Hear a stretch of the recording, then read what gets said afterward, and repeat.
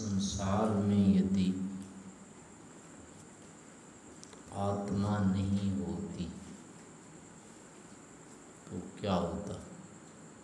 हमारे पास एक सामान रखा है, हमारे काम का भी नहीं है, पता है हमारे काम का नहीं और किसी और के भी काम का नहीं है, तो हमारे लिए भार बहुत हो जाता है। तो ऐसे ईश्वर को भार बहुत लगेगा कि काम का सिर में ढो रहे हैं, ना तो मेरे काम। अब फिर इससे अर्थापत्ति से फिर ये निकलता है, ये जो संसार है, चल रहा है, बन रहा है, ये इसका निमित्त जो है हम जीवात्माएं हैं। संसार यदि है तो आत्मा भी है। संसार आत्मा से रहित नहीं हो सकता। तो ऐसी स्थिति में होता है कि फिर जीवात्मा को तत्वतः जानना भी आवश्यक है। इसका परिज्ञान यथार्थ रूप में होना चाहिए। संसार के कारण से जिस जीवात्मा का सामान्य ज्ञान हो गया, ये होता है, उसका अस्तित्व सिद्ध हो रहा है, तो अब उसके लिए होता है कि उसका यथार्थ भी ज्ञात होना चाहिए, सामने आना ही चाहिए। क्योंकि वस्तु है और होते हुए अब केवल ज्ञान अगर नहीं हो रहा है तो अज्ञान होगा। वो आत्मा के होते हुए अब वो अनात्मा हो रहा है। आत्मा है लेकिन उसको कह रहे हैं नहीं है। तो अब इसमें क्या होगा, फिर व्यवहार में दोष आएंगे, वस्तु के अनुरूप व्यवहार नहीं हो पाएगा। या तो ये होता ही नहीं, तब तो कोई बाधा नहीं थी, लेकिन ये हो रहा है कि है तो जरूरी है। और अगर अब है तो फिर वस्तु का स्वरूप जैसा होता है उसके परिणाम वैसे ही होते हैं, उसी तरह के आने चाहिए। तो अब जीवात्मा यदि है तो जीवात्मा के अनुकूल फिर यहाँ व्यवहार होना चाहिए। लेकिन अगर इसका यथार्थ स्वरूप नहीं मानेंगे तो उल्टे कर्म होंगे, विरुद्ध कर्म हो जाएंगे। उससे क्या होगा कि परिणाम भेद आएगा, यानी दुष्परिणाम उत्पन्न होगा। इसीलिए जैसे कि अब ये है कि आत्मा में अनात्मा जब मान लेते हैं तो अब क्या है कि शरीर को मानते तो हैं, लेकिन चेतन शरीर को ही केवल शरीर मानते हैं, जड़ शरीर, जबकि शरीर जड़ स्वरूपता है। लेकिन अपने स्वरूप में जब ये होता है तब इसको शरीर भी नहीं मानते, और जब ये जीवित है तब मानते हैं कि हाँ ये कुछ है, जबकि इसमें दूसरा जुड़ा हुआ है। तो अब क्या है कि आत्मा को अनात्मा बना करके रखते हैं, इसका जो स्वरूप है उसमें रहने नहीं दे रहे हैं, उसको इधर उधर करके रख रहे हैं। उससे क्या हुआ कि अब उसके अनुकूल कर्म नहीं होंगे, फिर विरुद्ध कर्म होंगे।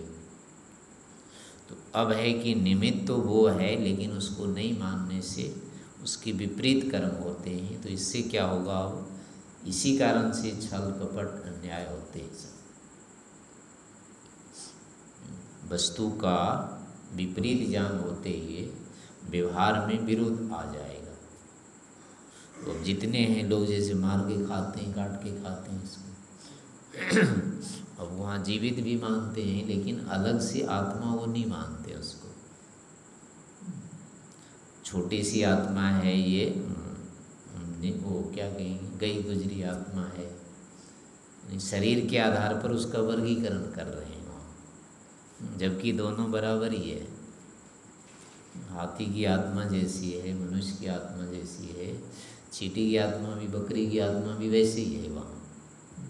लेकिन इसको छोटा बड़ा कर दिया, आत्मा को अनात्मा बनाने से, शरीर बना देने से अब ये छोटा बड़ा हो गया, और इसके कारण अब अत्याचार होता है उन पर। मनुष्य अपने को तो मान लेता है कि सबसे बड़ा मैं हो गया, अब ये अलग से अहंकार करता है।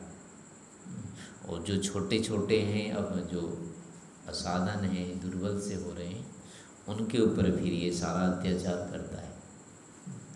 ये इस दोष के कारण से होता है, आत्मा को अनात्मा बना लेने से। ऐसे ही कहीं पर लोप ही कर देते हैं। ईश्वर भी इसी संसार में है और वो भी आत्मा है, पर उसके कोई कार्य प्रकट नहीं हो पाने से, कार्य विशेष जैसे इसके शरीर के रूप में हो जाते हैं इन आत्माओं के कार्य विशेष, ऐसे ईश्वर के कहीं दिखते नहीं विशेष। तो अब उसकी पूरा ही लोप कर दिया। अब पूरा लोप करने से फिर क्या है, नास्तिकता होगी, और नास्तिकता के कारण फिर जो धर्माधर्म है, अधर्म की प्रवृत्तियां फिर हो जाती हैं।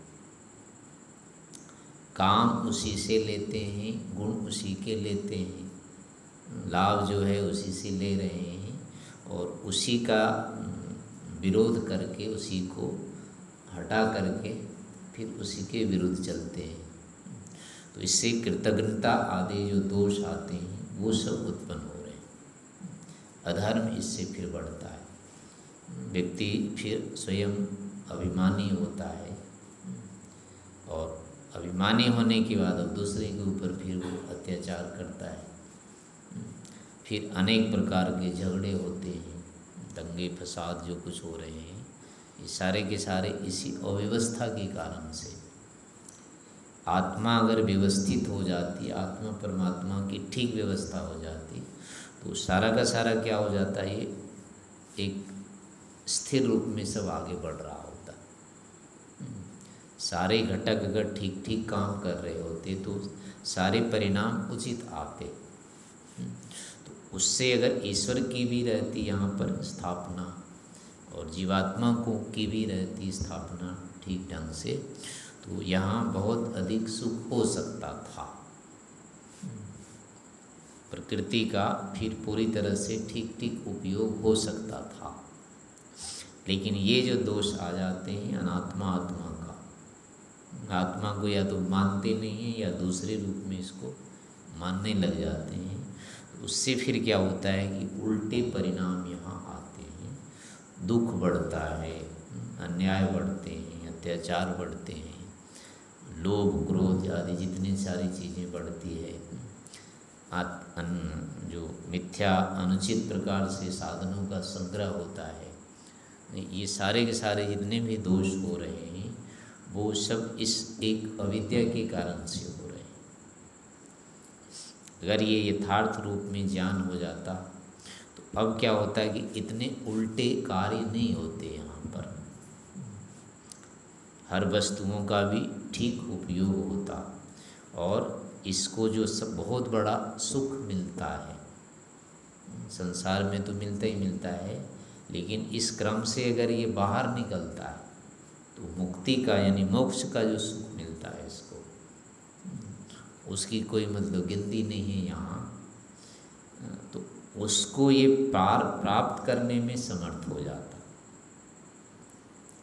लेकिन इस एक अविद्या के कारण से, आत्मा को ठीक नहीं जानने के कारण से, उस बहुत बड़े लाभ से ये वंचित हो रहा है। इसकी जो जीवन की सफलता होनी चाहिए थी वो सफलता तो होगी नहीं इसको। और यहाँ क्या होगा, फिर थोड़ा सुख थोड़ा दुख, ये इस तरह से एक भंवर में चपेट में दुख के थप्पड़ खाता रहेगा। तो ये स्थितियाँ सारी होती है। तो इन दुखों से, बाधाओं से, अपनी असफलताओं से बचने के लिए यहीं से आरंभ करना चाहिए। पहले तो अपनी ही अस्तित्व सिद्ध करना चाहिए, मैं भी कुछ हूँ अलग से। शरीर यदि है तो मैं भी हूँ, संसार यदि है तो जीवात्मा भी है। तो यहाँ से जब इसका अस्तित्व सिद्ध हो जाता है तो फिर अब होता है कि ये तत्वतः कैसा है। तत्वतः जब होगा तो इसकी गुण धर्म कैसे होने चाहिए, कर्तव्य होने, क्या क्या कर्तव्य इसके, कितना इसको सफलता मिलती है, ये सारी बातें आ जाएगी। और उसके अनुसार फिर जीवन होने वो उपलब्धि एक दिन हो जाएगी। तो इस रूप में अपने विषय में विचार करना चाहिए।